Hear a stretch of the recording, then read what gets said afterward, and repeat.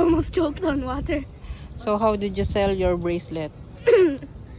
Well, nag-hello ako at saka Napapansin mo yung mga How? bibig na, sinabi ano? ko. Hindi, yung ano, yung paano yung ano. Kahit naman ito, meron eh. How?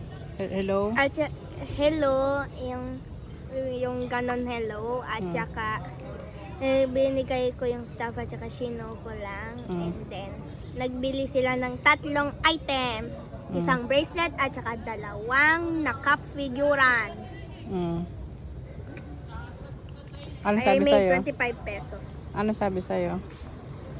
Hindi nagulat sila kasi nag-sell ako ng stuff ng 9 at saka 9 years old. yes. And then, Gulat sila nagplan ako magganon ng 7 years old ako at saka 8. ano sabi mo? I just forgot. So, how much? I made 25 pesos. Oh my gosh, this is 25 pesos on 2 bracelet. 2 bracelet. No, isang bracelet at saka 2 na cup figurines. Patingin yung natirang bracelet. Tingnan ko nga.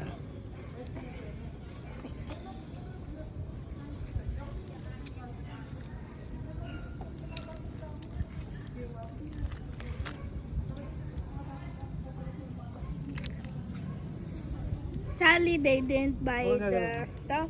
But at least I have money. Okay. Ganda naman pala ang bid sinesell mo eh. Keychain at saka ano.